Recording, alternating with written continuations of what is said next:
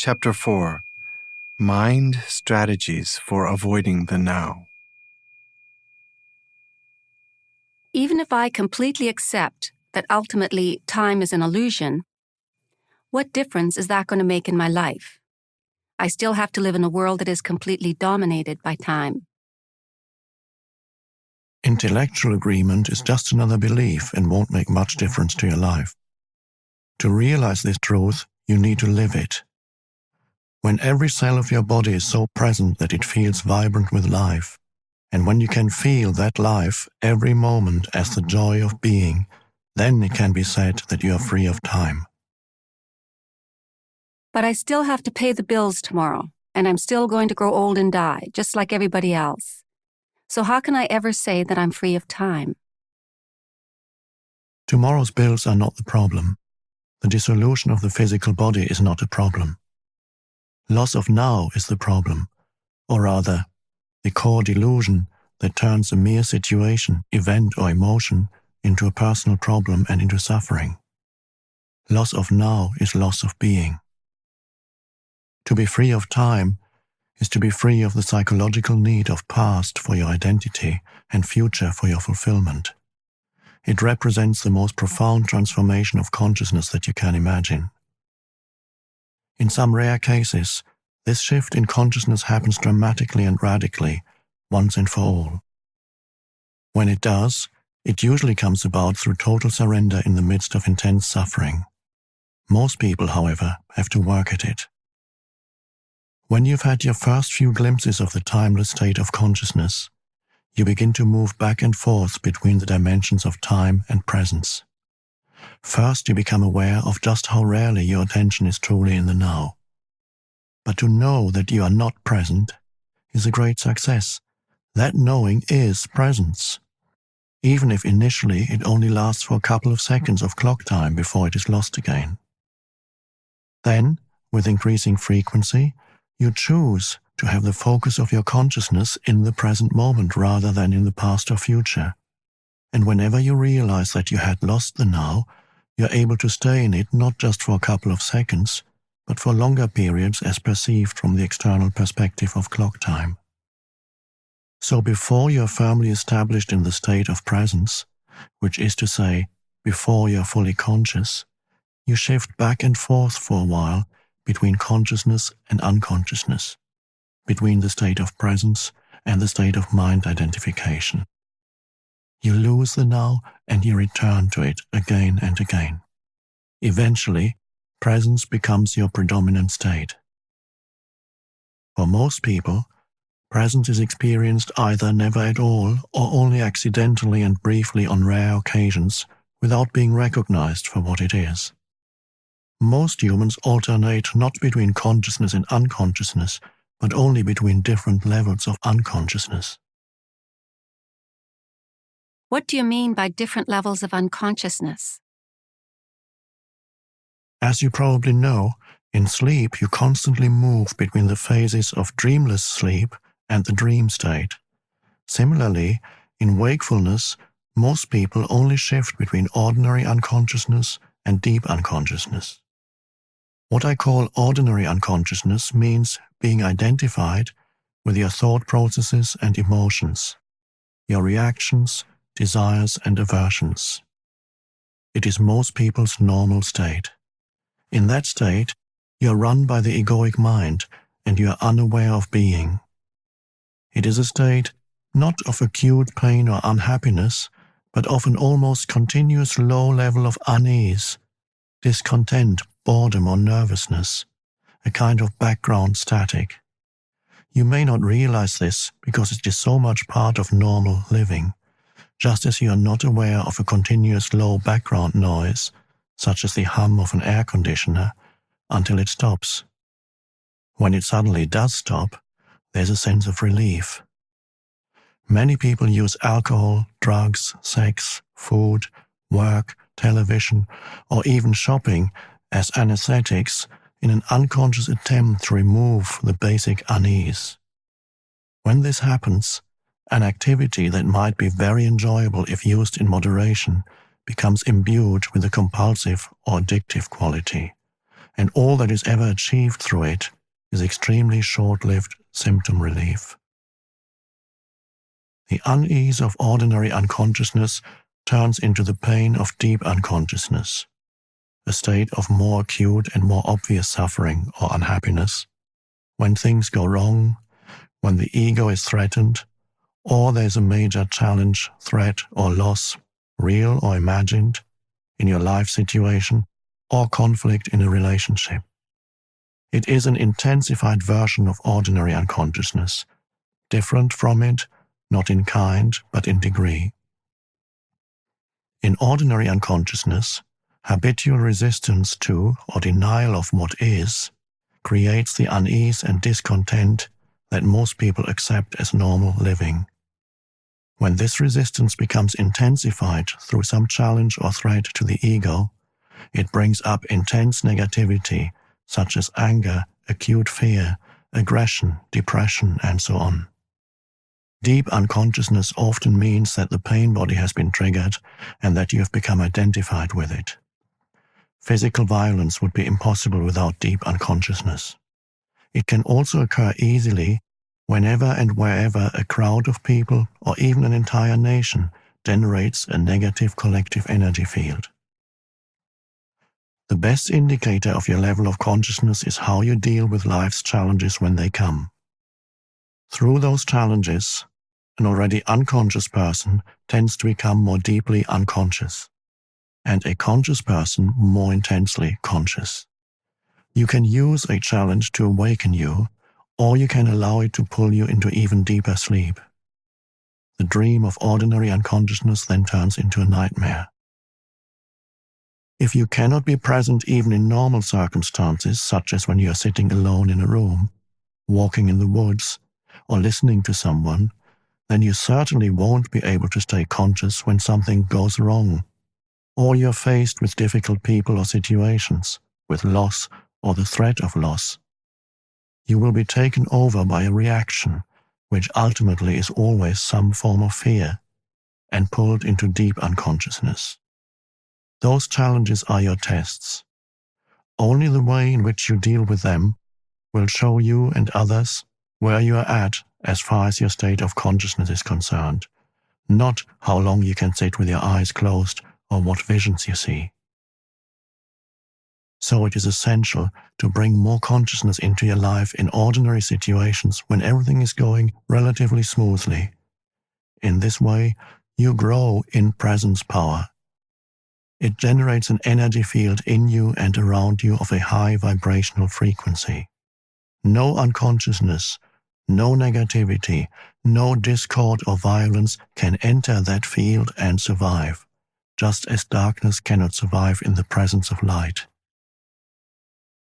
When you learn to be the witness of your thoughts and emotions, which is an essential part of being present, you may be surprised when you first become aware of the background static of ordinary unconsciousness and realize how rarely, if ever, you are truly at ease within yourself.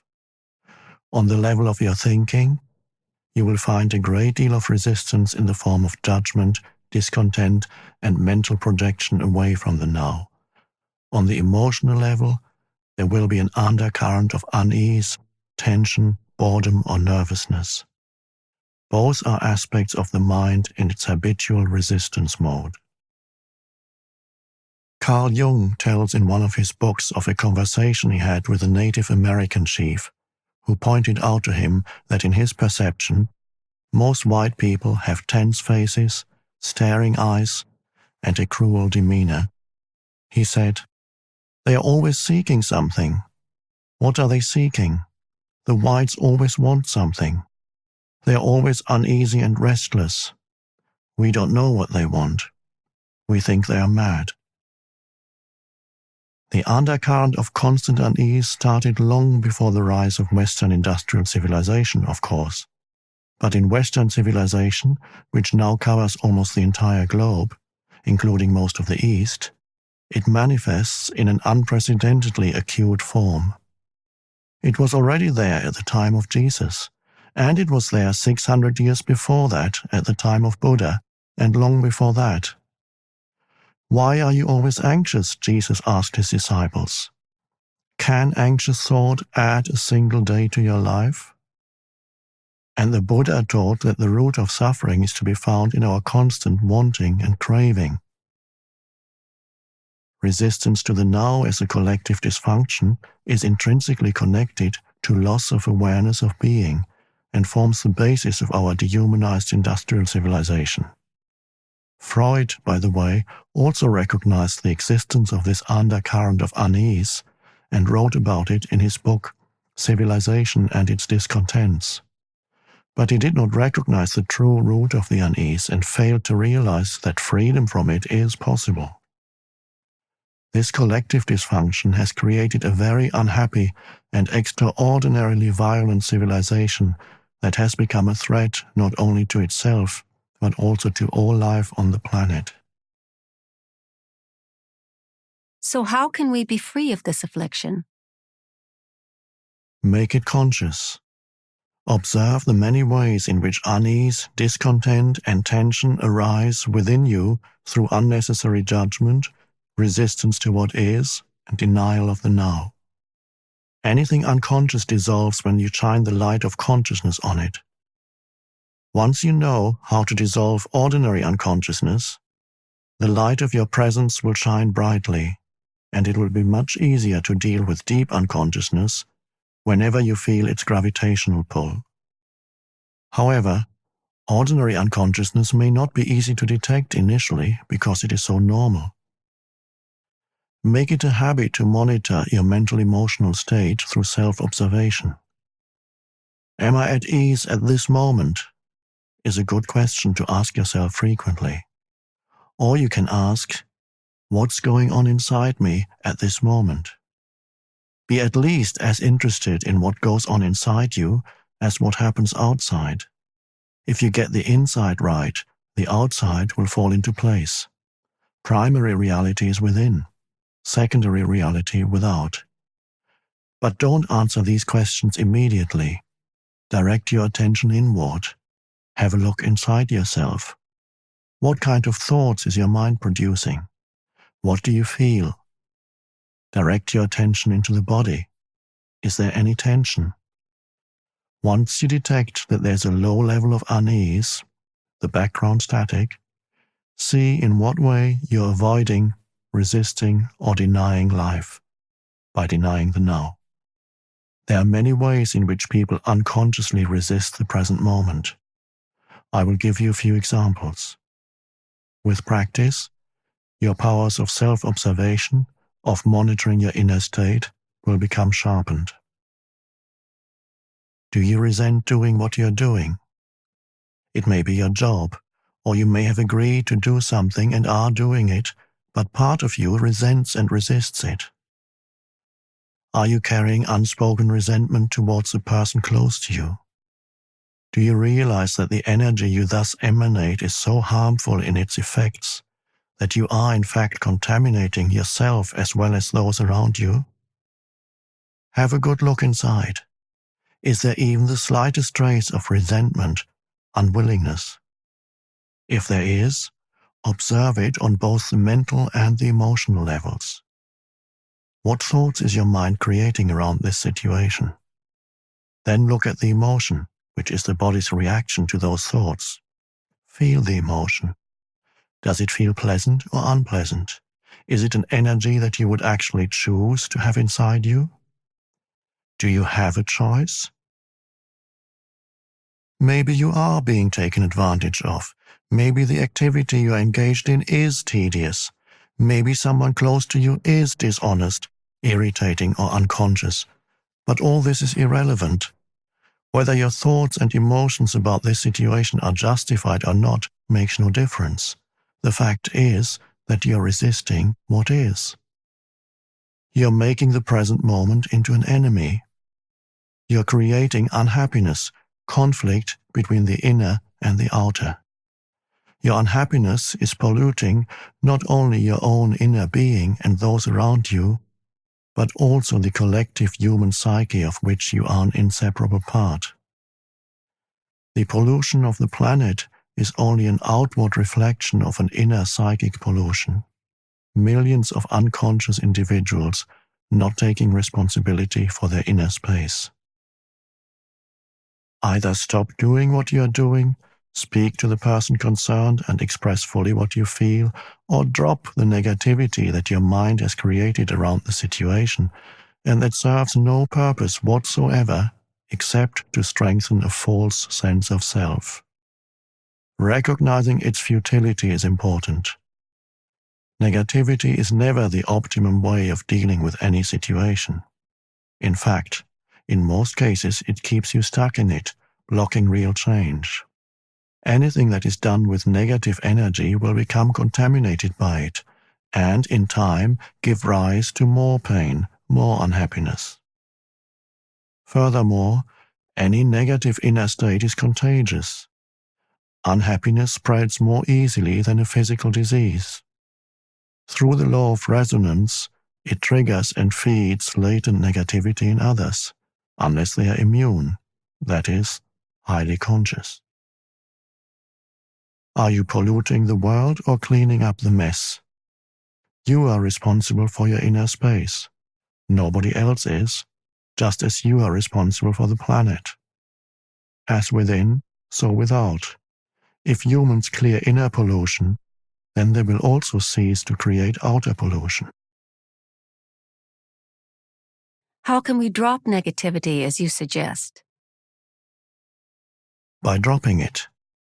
How do you drop a piece of hot coal that you are holding in your hand?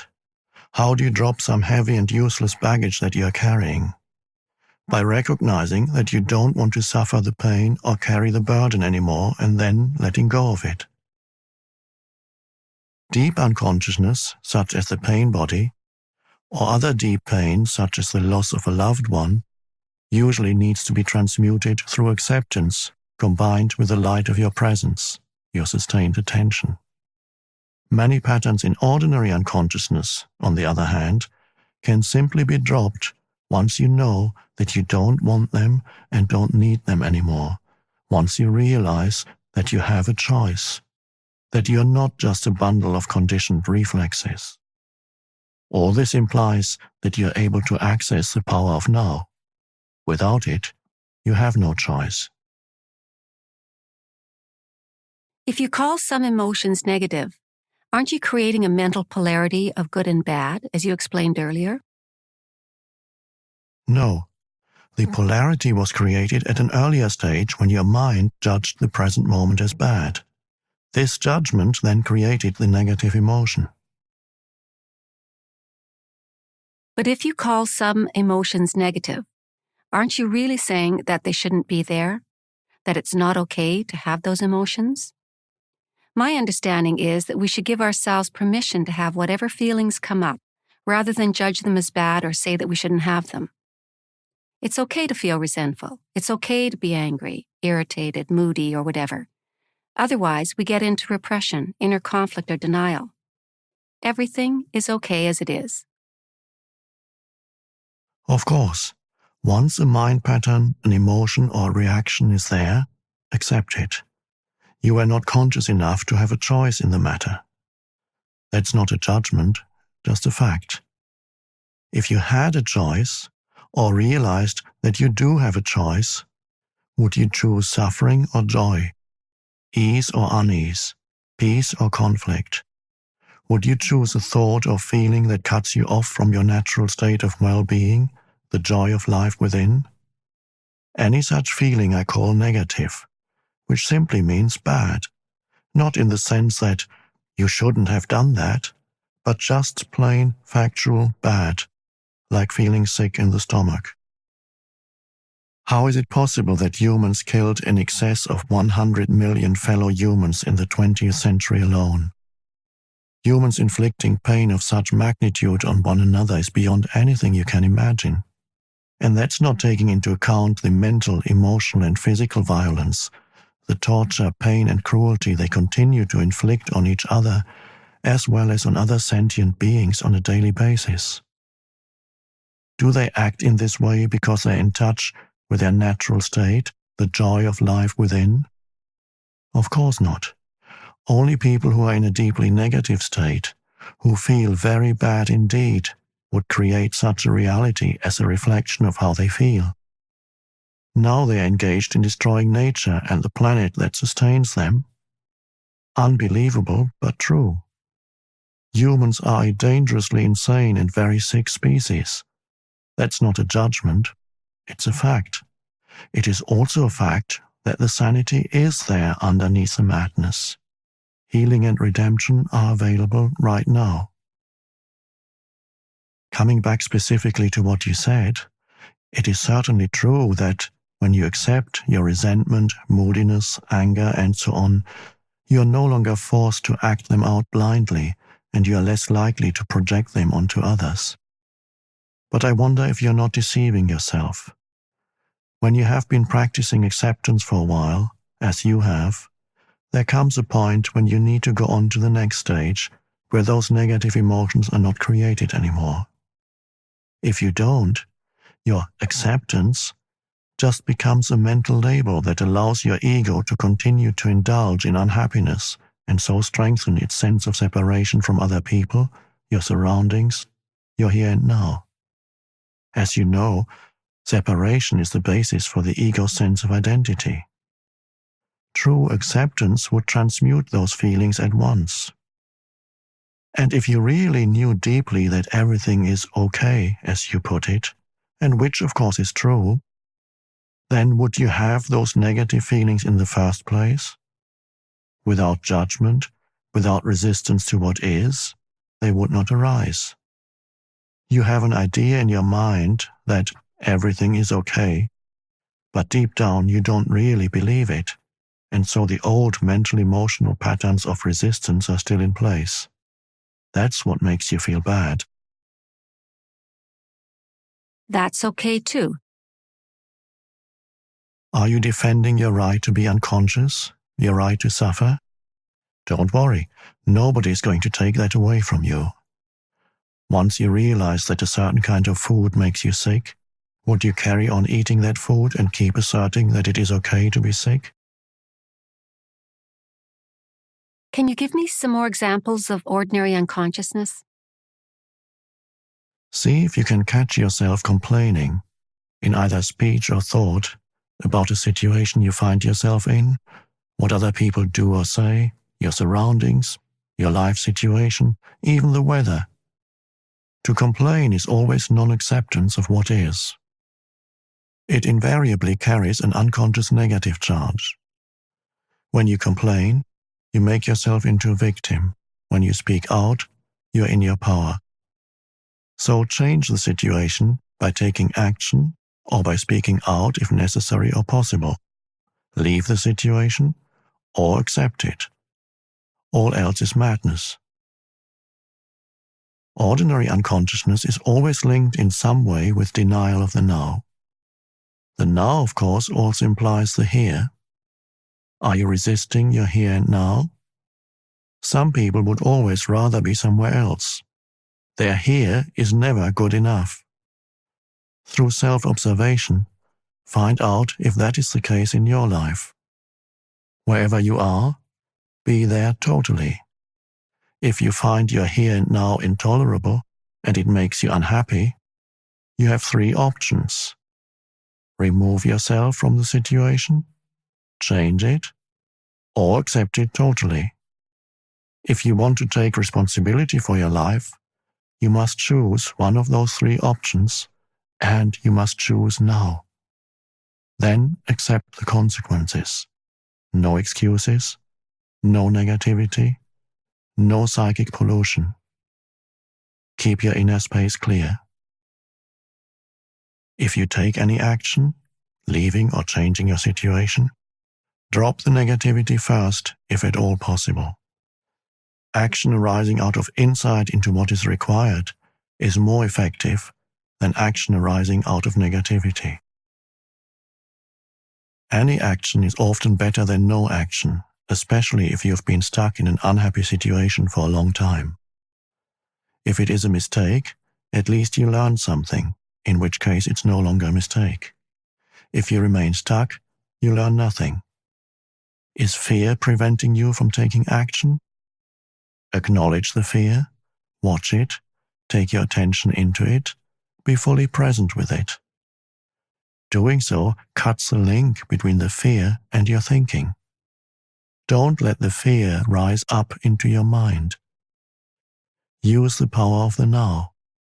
Fear cannot prevail against it. If there's truly nothing that you can do to change your here and now, and you can't remove yourself from the situation, then accept your here and now totally by dropping all inner resistance. The false, unhappy self that loves feeling miserable, resentful, or sorry for itself can then no longer survive. This is called surrender. Surrender is not weakness. There's great strength in it. Only a surrendered person has spiritual power. Through surrender, you will be free internally of the situation. You may then find that the situation changes without any effort on your part. In any case, you are free.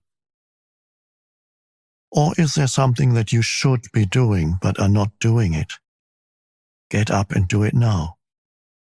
Alternatively, completely accept your inactivity, laziness, or passivity at this moment, if that is your choice. Go into it fully. Enjoy it. Be as lazy or inactive as you can. If you go into it fully and consciously, you will soon come out of it. Or maybe you won't. Either way, there's no inner conflict, no resistance, no negativity. Are you stressed? Are you so busy getting to the future that the present is reduced to a means of getting there? Stress is caused by being here, but wanting to be there, or being in the present, but wanting to be in the future. It's a split that tears you apart inside.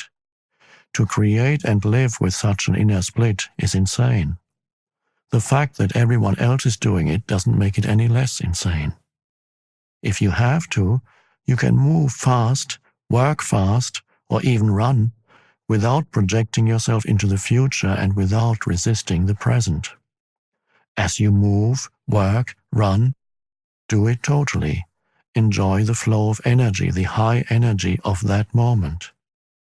Now you are no longer stressed, no longer splitting yourself in two, just moving, running, working, and enjoying it. Or you can drop the whole thing and sit on a park bench. But when you do, watch your mind. It may say, "You should be working. You are wasting time." Observe the mind. Smile at it. Does the past take up a great deal of your attention? Do you frequently talk and think about it, either positively or negatively? The great things that you have achieved, your adventures or experiences, or your victim story and the dreadful things that were done to you, or maybe what you did to someone else? Are your thought processes creating guilt, pride, resentment, anger, regret, or self-pity? Then you are not only reinforcing a false sense of self, but are also helping to accelerate your body's aging process by creating an accumulation of past in your psyche. Verify this for yourself by observing those around you who have a strong tendency to hold on to the past. Die to the past every moment. You don't need it. Only refer to it when it is absolutely relevant to the present. Feel the power of this moment and the fullness of being. Feel your presence.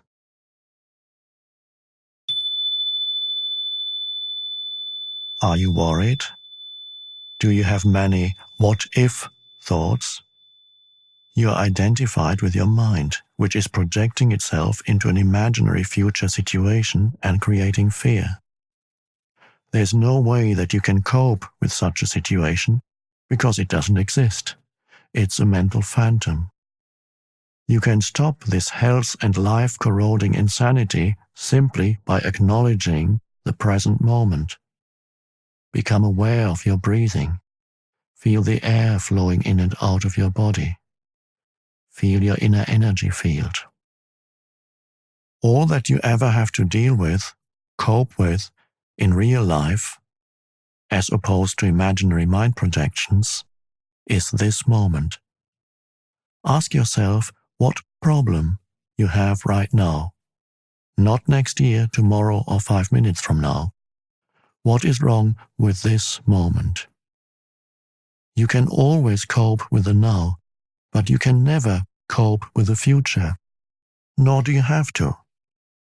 The answer, the strength, the right action or the resource will be there when you need it. Not before, not after. One day I'll make it. Is your goal taking up so much of your attention that you reduce the present moment to a means to an end? Is it taking the joy out of your doing? Are you waiting to start living? If you develop such a mind pattern, no matter what you achieve or get, the present will never be good enough. The future will always seem better. A perfect recipe for permanent dissatisfaction and non-fulfillment, don't you agree? Are you a habitual waiter? How much of your life do you spend waiting? What I call small-scale waiting is waiting in line at the post office, in a traffic jam, at the airport, or waiting for someone to arrive, to finish work, and so on. Large-scale waiting is waiting for the next vacation, for a better job, for the children to grow up, for a truly meaningful relationship, for success, to make money, to be important, to become enlightened. It is not uncommon for people to spend their whole life waiting to start living. Waiting is a state of mind. Basically, it means that you want the future. You don't want the present. You don't want what you've got, and you want what you haven't got. With every kind of waiting, you unconsciously create inner conflict between your here and now, where you don't want to be, and the projected future, where you want to be. This greatly reduces the quality of your life by making you lose the present. There's nothing wrong with striving to improve your life situation. You can improve your life situation, but you cannot improve your life. Life is primary. Life is your deepest inner being. It is already whole, complete, perfect. Your life situation consists of your circumstances and your experiences. There's nothing wrong with setting goals and striving to achieve things. The mistake lies in using it as a substitute for the feeling of life, for being. The only point of access for that is the now. You are then like an architect who pays no attention to the foundation of a building, but spends a lot of time working on the superstructure. For example, many people are waiting for prosperity. It cannot come in the future. When you honor, acknowledge, and fully accept your present reality, where you are, who you are, what you are doing right now, when you fully accept what you have got, you are grateful for what you have got, grateful for what is, grateful for being. Gratitude for the present moment and the fullness of life now is true prosperity. It cannot come in the future. Then, in time, that prosperity manifests for you in various ways. If you are dissatisfied with what you've got, or even frustrated or angry about your present lack, that may motivate you to become rich. But even if you do make millions, you will continue to experience the inner condition of lack. And deep down, you will continue to feel unfulfilled. You may have many exciting experiences that money can buy, but they will come and go and always leave you with an empty feeling and the need for further physical or psychological gratification. You won't abide in being and so feel the fullness of life now that alone is true prosperity. So give up waiting as a state of mind. When you catch yourself slipping into waiting, snap out of it. Come into the present moment. Just be and enjoy being. If you are present, there's never any need for you to wait for anything. So next time somebody says, "Sorry to have kept you waiting," you can reply, "That's all right, I wasn't waiting. I was just standing here enjoying myself. Enjoy in myself." These are just a few of the habitual mind strategies for denying the present moment that are part of ordinary unconsciousness. They are easy to overlook because they are so much a part of normal living, the background static of perpetual discontent. But the more you practice monitoring your inner mental-emotional state, the easier it will be to know when you've been trapped in past or future, which is to say, unconscious, and to awaken out of the dream of time into the present. But beware, the false unhappy self, based on mind identification, lives on time.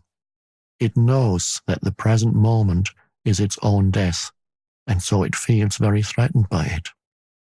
It will do all it can to take you out of it. It will try to keep you trapped in time. I can see the truth of what you are saying, but I still think that we must have purpose in our life's journey. Otherwise, we just drift. And purpose means future, doesn't it? How do we reconcile that with living in the present? When you're on a journey, it is certainly helpful to know where you're going, or at least the general direction in which you're moving. But don't forget, the only thing that is ultimately real about your journey is the step that you're taking at this moment. That's all there ever is. Your life's journey has an outer purpose and an inner purpose. The outer purpose is to arrive at your goal or destination, to accomplish what you set out to do, to achieve this or that, which of course implies future.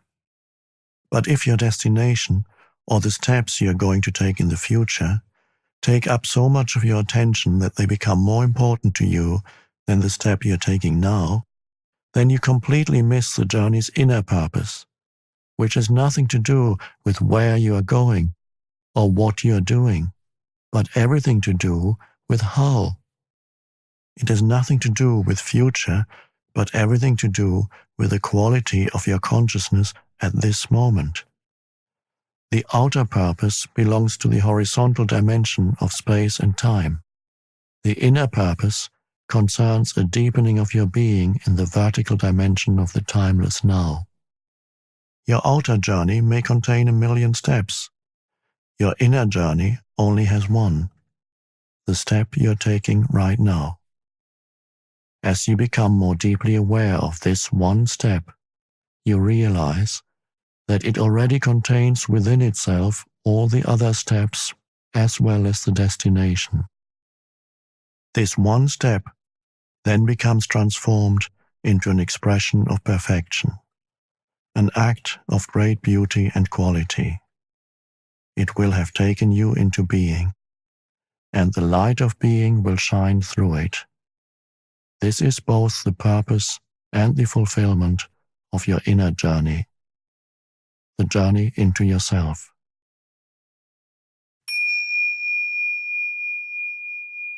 Does it matter whether we achieve our outer purpose, whether we succeed or fail in the world? It will matter to you as long as you haven't realized your inner purpose. After that, the outer purpose is just a game that you may continue to play simply because you enjoy it. It is also possible to fail completely in your outer purpose and at the same time totally succeed in your inner purpose. Or the other way around, which is actually more common, outer riches and inner poverty, or to gain the world and lose your soul, as Jesus puts it. Ultimately, of course, every outer purpose is doomed to fail sooner or later, simply because it is subject to the law of impermanence of all things. The sooner you realize that your outer purpose cannot give you lasting fulfillment, the better. When you have seen the limitations of your outer purpose, you give up your unrealistic expectation that it should make you happy, and you make it subservient to your inner purpose. You mentioned that thinking or talking about the past unnecessarily is one of the ways in which we avoid the present. But apart from the past that we remember and perhaps identify with, isn't there another level of past within us that is much more deep-seated? I'm talking about the unconscious past that conditions our lives, especially through early childhood experiences, perhaps even past life experiences. And then there is our cultural conditioning, which has to do with where we live geographically and the historic time period in which we live. All these things determine how we see the world, how we react, what we think, what kind of relationships we have, how we live our lives. How could we ever become conscious of all that or get rid of it? How long would that take? And even if we did, what would there be left? What is left when illusion ends? There is no need to investigate the unconscious past in you except as it manifests at this moment as a thought, an emotion, a desire, a reaction, or an external event that happens to you. Whatever you need to know about the unconscious past in you, the challenges of the present will bring it out. If you delve into the past, it will become a bottomless pit. There's always more. You may think that you need more time to understand the past or become free of it. In other words, that the future will eventually free you of the past. This is a delusion. Only the present can free you of the past. More time cannot free you of time. Access the power of now. That is the key. What is the power of now? None other than the power of your presence, your consciousness liberated from thought forms. So, deal with the past on the level of the present. The more attention you give to the past, the more you energize it, and the more likely you are to make a self out of it. Don't misunderstand. Attention is essential, but not to the past as past. Give attention to the present. Give attention to your behavior, to your reactions, moods, thoughts, emotions, fears, and desires as they occur in the present. There's the past in you. If you can be present enough to watch all those things, not critically or analytically, but non-judgmentally, then you are dealing with the past and dissolving it through the power of your presence. You cannot find yourself by going into the past. You find yourself by coming into the present. Isn't it helpful to understand the past and so understand why we do certain things, react in certain ways, or why we unconsciously create our particular kind of drama, patterns in relationships, and so on? As you become more conscious of your present reality, you may suddenly get certain insights as to why your conditioning functions in those particular ways. For example, why your relationships follow certain patterns, and you may remember things that happened in the past or see them more clearly. That is fine and can be helpful, but it is not essential. What is essential is your conscious presence. That dissolves the past. That is the transformative agent. So don't seek to understand the past, but be as present as you can. The past cannot survive in your presence. It can only survive in your absence.